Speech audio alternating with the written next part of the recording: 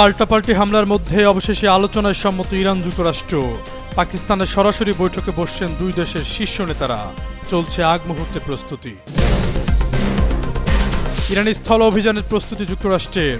হামলা মোকাবেলায় এবার 10 লাখ সেনা মোতায়েন করল আইআরজিসি। বিপজ্জনক বলছেন বিশ্ব নেতারা। যুদ্ধের মধ্যেই প্রতিদিন প্রায় $14 কোটি আয় করছে ইরান। ভয়াবহ পরিস্থিতিতেও চাঙ্গা তেহরানের অর্থনীতি। হরমুজ প্রণালীর নিয়ন্ত্রণের পর আইআরজিসির বাজিমাত। কয়েক মিনিটের ব্যবধানে ইসরায়েলে 2 দফা মিসাইল ছুড়ল আইআরজিসি। আতঙ্কে বাসিন্দাদের দিকবিদিক ছোটাছুটি। মধ্যপ্রাচ্যে যুদ্ধের ডামাডল। ইরানকে গুড়িয়ে দেওয়ার হুমকি উগান্ডা সেনাপ্রধানের। যে কোনো সময় ইসরায়েলের পক্ষে ঝাঁপিয়ে পড়ার ঘোষণা। সামাজিক মাধ্যমে হাস্যরস।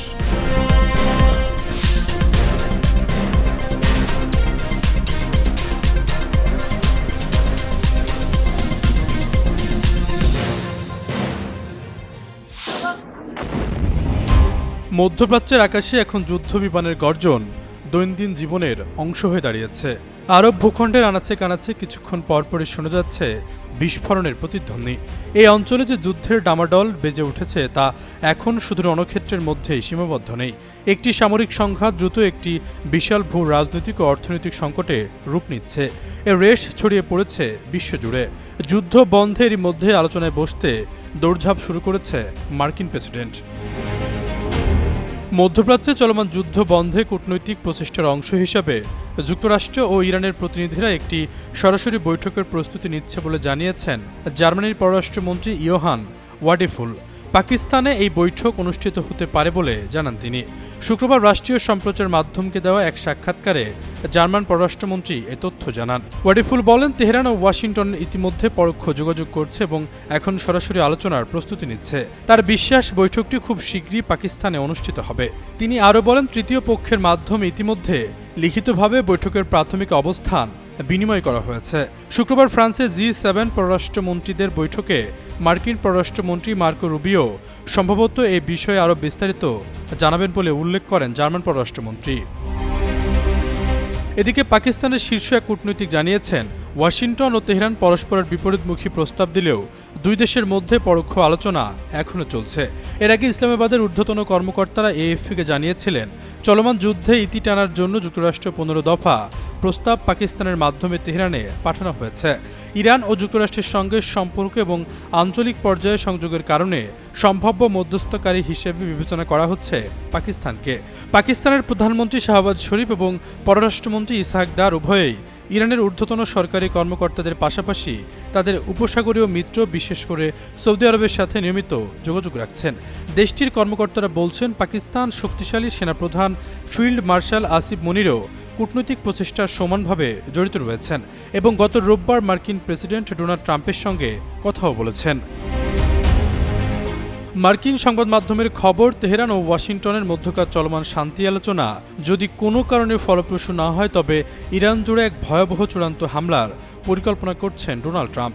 মার্কিন প্রেসিডেন্ট আলোচনার সমান্তরালে এই সামরিক প্রস্তুতির নির্দেশ দিয়েছেন বলে জানা গেছে।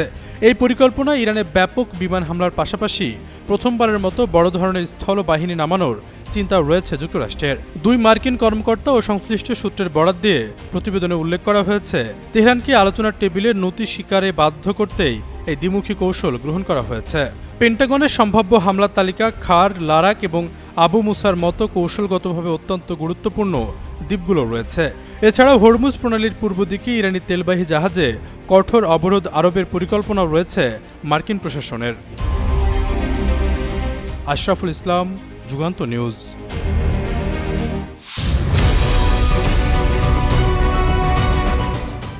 সম্ভাব্য মার্কিন স্থল হামলা মোকাবেলায় 10 লাখ যোদ্ধা মোতায়েনের ঘোষণা দিয়েছে ইরান। দেশটির পক্ষ থেকে বলা হয়েছে, ইরানের মাটিতে যুক্তরাষ্ট্রের সম্ভাব্য আত্মঘাতী স্থলযুদ্ধ মোকাবেলায় এই প্রস্তুতি নেওয়া হয়েছে। বিভিন্ন প্রতিবেদনে জানানো হয়েছে, কৌশলগতভাবে গুরুত্বপূর্ণ খারক দ্বীপ রক্ষায় তেহরান বিশেষ গুরুত্ব দিচ্ছে। দেশটির প্রায় 90% তেল এই দ্বীপ থেকেই রপ্তানি করা হয়। ইরানি বার্তা সংস্থা তাসনিম নিউজ এজেন্সি এক সামরিক সূত্রের বরাত দিয়ে জানিয়েছে, যুক্তরাষ্ট্র ইরানের দক্ষিণাঞ্চলে স্থলযুদ্ধে জড়াতে পারে এমন জল্পনা বাড়ার সঙ্গে সঙ্গে সঙ্গে দেশটির স্থলবাহিনীতে ব্যাপক তৎপরতা দেখা দিয়েছে। তারা ইরানের মাটিতে মার্কিন বাহিনীর জন্য ঐতিহাসিক নরক তৈরি করতে প্রস্তুত। সূত্রটি আরও জানায়, স্থলযুদ্ধের জন্য ইতোমধ্যে প্রস্তুত 10 লাখ সদস্যর বাহিনী। পাশাপাশি ইরানের তরুণদের মধ্যে যোগদানের আগ্রহ ব্যাপক হারে বেড়েছে। সম্ভাব্য সংঘাতে অংশ নিতে বাসিজ আধা সামরিক বাহিনী, ইসলামী বিপ্লবী গার্ড বাহিনী আইআরজিসি এবং নিয়মিত সেনাবাহিনীতে যোগ দিতে নিয়োগ কেন্দ্রে স্বেচ্ছাসেবীদের ভিড় বাড়ছে।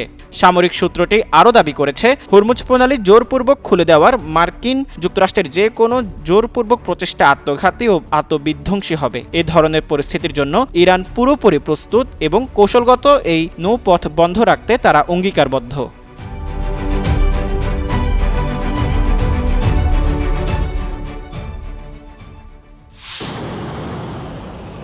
প্রায় ১ মাস ধরে যুক্তরাষ্ট্র ও ইসরায়েলের সঙ্গে তীব্র সংঘাত চলা সত্ত্বেও থেমে নেই ইরানের বৈদেশিক মুদ্রার উপার্জন। এই যুদ্ধের মধ্যেই প্রতিদিন গড়ে 13 কোটি 90 লাখ ডলার আয় করছে পশ্চিম এশিয়ার এই দেশটি।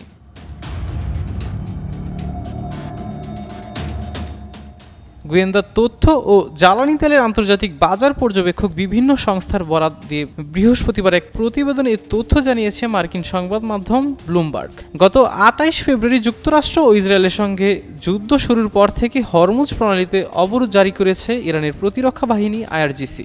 আরব সাগর এবং পারস্য উপসাগরকে যুক্ত করা হরমুজ প্রণালী আন্তর্জাতিক জ্বালানি বাণিজ্যের জন্য খুবই গুরুত্বপূর্ণ রুট, কারণ প্রতিদিন বিশ্বে যত তেল ও তরল গ্যাসবাহী জাহাজ চলাচল করে সেসবের 20% এই রুট ব্যবহার করে।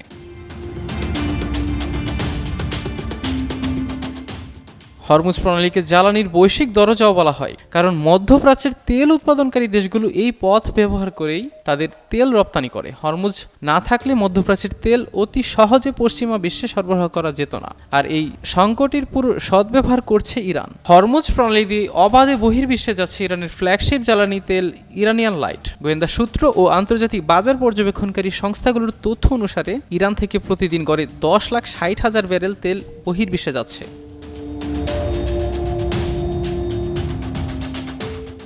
যুদ্ধের কারণে তেল থেকে ইরানের আয় বেড়েছে। তেলের যোগান অনিয়মিত হয়ে পড়ায় আন্তর্জাতিক বাজারে প্রতি ব্যারেল অপরিশোধিত জ্বালানি তেলের দাম $100 ছাড়িয়ে গেছে। বাজার পর্যবেক্ষণকারী সংস্থাগুলোর তথ্য থেকে জানা গেছে, এখন যে পরিমাণ তেল বিক্রি করে প্রতিদিন 13 কোটি 90 লাখ ডলার উপার্জন করেছে ইরান, গত ফেব্রুয়ারি মাসে একই পরিমাণ তেল বিক্রি করে দেশটি দৈনিক আয় করত 11 কোটি 50 লাখ ডলার।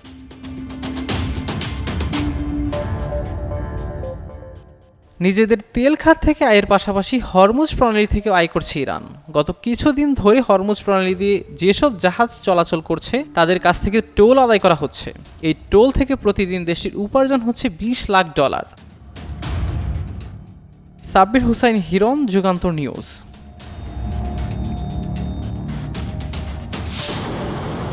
আবারও ইসরায়েলকে লক্ষ্য করে কয়েক মিনিটের ব্যবধানে 2 দফা মিসাইল ছড়েছে ইরান। শুক্রবার বাংলাদেশ সময় বিকাল 5টার পর নতুন করে মিসাইল নিক্ষেপ করে তেহরান। ইসরায়েলি প্রতিরক্ষা বাহিনী জানায়, মিসাইলগুলোর প্রভাবে ইসরায়েলের দক্ষিণ ও মধ্যাঞ্চলে সতর্কতামূলক সাইরেন বেজে উঠেছে। গত 28 ফেব্রুয়ারি থেকে ইসরায়েল ও যুক্তরাষ্ট্র ও ইরানের যৌথ হামলার পর ইরান পাল্টা হামলা শুরু করে। ওই সময় থেকে ইসরায়েলের বিভিন্ন জায়গায় মিসাইল ছুড়েছে দেশটি। তবে সম্প্রতি ইরান ক্লাস্টার মিসাইলের ব্যবহার বাড়িয়ে দিয়েছে, যেগুলোর একটিতে 20টি করে ছোট বোমা থাকে। এই বোমাগুলো 8 কিলোমিটার অঞ্চল জুড়ে ছড়িয়ে পড়ে।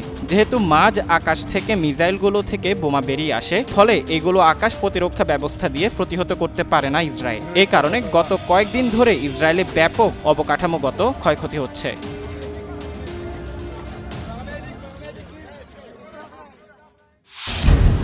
ইরান মার্কিন ইসরায়েল যুদ্ধ ইস্যুতে যখন সব পক্ষ সমঝোতার পথ খুঁজছে, ঠিক তখনই উগান্ডা থেকে এলো কঠিন এক ঘোষণা। উগান্ডার সেনাপ্রধান জেনারেল মুহুজি কাইনেরুগাবা সম্প্রতি জানিয়েছেন, ইসরায়েল যদি ধ্বংসের মুখে পড়ে তবে তার দেশ সরাসরি তেল আবিবের পক্ষে যুদ্ধে অবতীর্ণ হবে। সামাজিক যোগাযোগ মাধ্যম এক্সে দেয়া এক ধারাবাহিক বার্তায় উগান্ডার সেনাপ্রধান ইসরায়েলের পক্ষে এ সমর্থন জানিয়েছেন। এক পোস্টে তিনি বলেন, প্রয়োজন হলে উগান্ডা পিপলস ডিফেন্স ফোর্স ব্যবস্থা নিতে প্রস্তুত রয়েছে এবং তিনি যুক্তরাষ্ট্র ও ইসরায়েল উভয়কেই সহায়তার প্রস্তাব দিয়েছেন বলেও দাবি করেছেন। আরেক পোস্টে জেনারেল মুহুজি লিখেছেন, উগান্ডা চায় মধ্যপ্রাচ্যের চলমান যুদ্ধ দ্রুত শেষ হোক। বিশ্ব এই সংঘাতে ক্লান্ত, তবে ইসরায়েলকে ধ্বংস বা পরাজিত করার মতো যে কোনো বার্তা উগান্ডাকে এই যুদ্ধে টেনে আনবে। উগান্ডার এই সামরিক কর্মকর্তা সরাসরি ইরানকে লক্ষ্য করে হুঁশিয়ারিও দিয়েছেন। তিনি বলেন, তেহরান যদি দেশটির ওপর ক্ষেপণাস্ত্র হামলার দুঃসাহস দেখায় তবে তারাও নিজস্ব ক্ষেপণাস্ত্র দিয়ে সমুচিত জবাব দেবে। 1976 সালের এনতেবে অভিযানের সময় যখন ইসরায়েলি বাহিনী উগান্ডার প্রধান বিমানবন্দর থেকে জিম্মিদের উদ্ধার করেছিল, তখন থেকেই সম্পর্ক ভালো হয় দেশ দুটির।